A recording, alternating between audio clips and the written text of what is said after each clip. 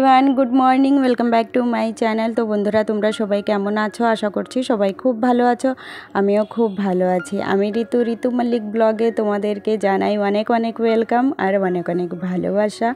आज दिन हच्छे रविवार और एखन घड़िर काटाते बाजे सकाल 6टा। शनिवार और रविवार दिन ऋषिकाके सकाल बेलाय मास्टर मशाई पढ़ाते चले आसेन। तो भाबलाम आगे बेड कभारटा चेंज करे दी। आगेर जे बेड कभारटा पाता छिलो आसले अनेकटा पुरोनो, तो माने 2-4 दिन गेलेई एत बिच्छिरी देखा जाय कि आर बोलबो, एकदमई भालो लागे ना। और जेदिन पाती बोलते पारो सेई दिनई मने हय जे नोंगरा हये गियेछे भाव हये जाय। और बाड़ीते छोटो बाच्चा काच्चा थाकले तो आरोई माने एकदिनও भालो राखा जाय ना बेड कभारगुलो। आमादेर पुचकु बाबू तो एखोनो अनेकटाई छोटो, बारे बारे हिसु करे देय और ओई बारे बारे हिसु करे दिले देखबे हिसुर एकटा दाग हये जाय। दिने कतबार जे हिसु करे तार कोनो ठीक ठिकाना थाके ना। और ओई दागगुलो देखा गेले मने हय कि बेड कभारटा पुरो नोंगरा हये गियेछे, किन्तु करा कि जाबे बोलो, बाड़ीते छोटो बाच्चा काच्चा थाकले एमनटा हबेई। और एटाओ तो सम्भव हये पारे ना जे दिने 4-5 बार आमी बेड कभार चेंज करब। और आमार घरे तो मने करो 4-5 बार हिसु करे, ओर निजेर घरे जे कतबार हिसु करे तार ठीक नेই। तो बाड़ीते एमन छोटो बाच्चा काच्चा थाकले किन्तु एई जिनिसगुलो हय। सब समय सब किछु देखबे एकदम सुंदर भावे पारफेक्ट भावे थाके ना। एखन एई जे बेड कभार बालिशेर कभार और तोमादेर दादा भाइयेर किछु जामा कापड़गुलो नोंगरा हयेछिलो सेइगुलो सार्फेर जले भिजिए दिलाम। एखन चले एसेछि एई जे रान्नाघरे ग्यास इंडाक्शन एई टेबिलटा भालो करे मुछे नेब। घरेर और रान्नाघरेर समस्त काजबाज कमप्लीट करे भेजा जामा कापड़गुलो धुए तारपरे एकेबारे स्नान करे आसलाम। एखन एई जे माथाय चिरुनी दिए नेब। तो सकाल सकाल आजकेई सुंदर फ्रेश हये गेलाम, बेश भालोई लागछे। और आजकेर आबहावाटा बेश भालोई जानो, माने कि बोलो तो 3-4 दिन धरे मेघ बृष्टि माने एटा तो लाइन बा लाइन हयेई रयेछे। तो एई जोन्नो आबहावाटा बेश सुंदर आछे। एखन आर तेमनटा भाबसा गरमও नेই जे खूब बेशी गरम आछे। तो सकाल सकाल स्नान करे बेश भालोई लागछे।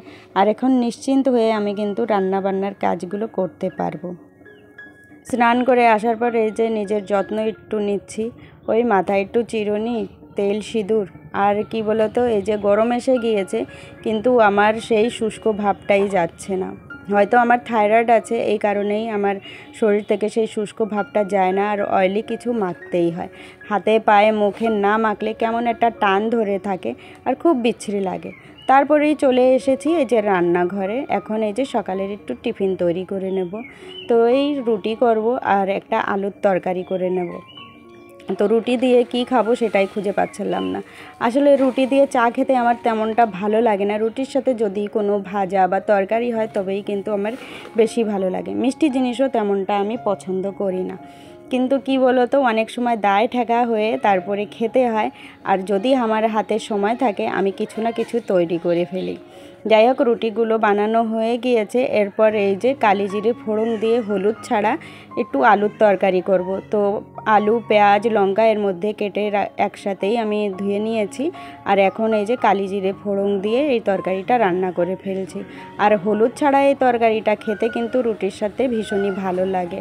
আর আজকে অনেক দিন পর কিন্তু আমি চা চিনি দিয়ে একটু লিকার চা করছি।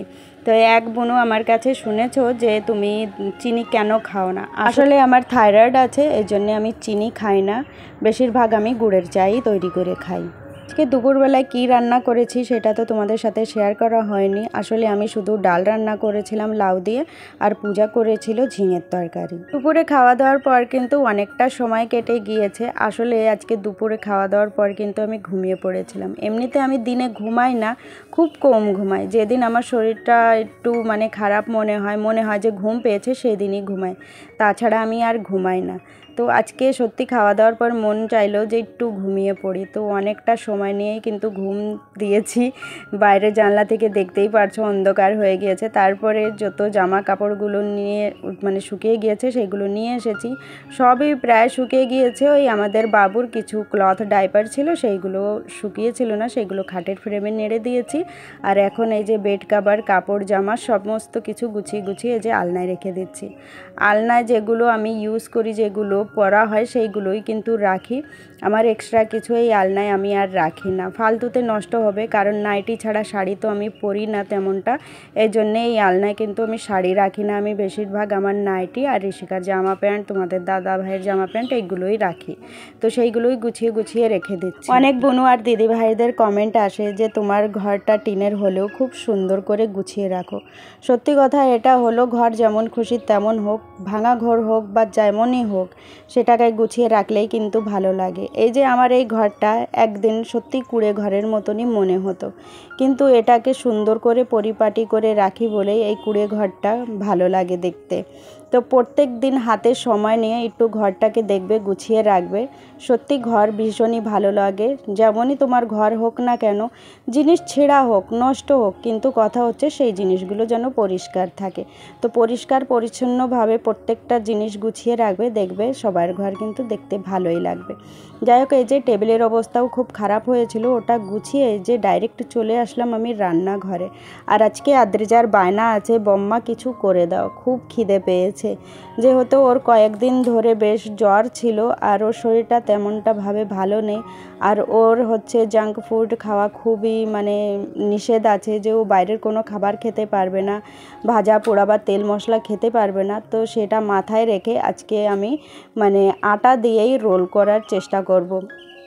তো রুটি মতন আগে ছেঁকে নেব, তেল দিয়ে ছেঁকবো না, যেমন শুকনো তাওয়ায় রুটি ছেঁকে সেইভাবে ছেঁকে কিন্তু সবার জন্যে, শুধু ওর জন্যে না, আমরা 4 জন আছি, ঋষিকা, আমি আর পূজা, আদ্রিজা, এই 4 জনের জন্যে কিন্তু ওই আটা দিয়েই রোল করে নিচ্ছি। তো মাঝে মধ্যে এমনটা তেল ছাড়া কিছু খেতে গেলে এমনটা করে খেয়ে নিলে কিন্তু বেশ ভালো লাগে, মন্দ লাগে না, ভালোই লাগে।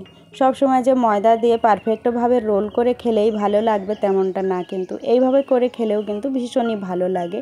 আর যখন আমার মন চায় যে এমনটা কিছু করে খাবো, ওই দোকান থেকে না কিনে বাড়িতে এইভাবে তৈরি করে খাই, বেশ পেটটাও ভরে যায়, মনটাও ভরে যায়, মনে হয় যে না ভালো কিছু খেয়েছি। যাই হোক, এই যে শসা, পেঁয়াজ, বাদাম, একটু সস দিয়ে তারপরে এই যে পেঁচিয়ে পেঁচিয়ে সবাইকে দিয়ে দিচ্ছি। এই যে আদ্রিজার মুখের হাসিটা দেখো, কত খুশি। অনেক দিন পরে কিন্তু ওকে এমন একটা খাবার করে দেওয়া হচ্ছে, কারণ ওর শরীরটা বেশি একটা ভালো ছিল না। আর এই সময়টা যদি আজে বাজে খাবার দেওয়া হয় তাহলে কিন্তু ওর পেটের সমস্যাটাও খুব বেড়ে যাবে। এর জন্যে খাবার দাবার খুব চিন্তা করে তারপরে ওকে দিতে হচ্ছে। বাকি আমরাও কিন্তু সেই রকম খাবারই খাচ্ছি, কারণ ও দেখে যাতে লোভ না পায়। তো চলো, আমাদের হেলদি রোল রেডি হয়ে গিয়েছে, এখন আমরা সবাই খাওয়া দাওয়া করে নেব। আর সন্ধ্যার সময়ের টিফিনটা কিন্তু বেশ ভালোই হলো, ওই ডিম ভাজার সময় যেটুকু তেল না দিলে নয় সেইটুকু দেওয়া হয়েছে। তো এখন এই যে সবাই মিলে টিফিন করে নেব। আর তোমাদের এত সুন্দর সুন্দর কমেন্ট আসে, সত্যি দেখে এত ভালো লাগে কি আর বলো।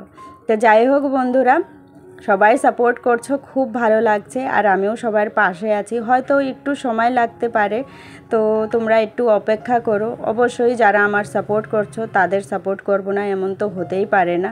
তো চলো, টিফিনটা করতে করতে ভিডিওটাও শেষ করে দেব।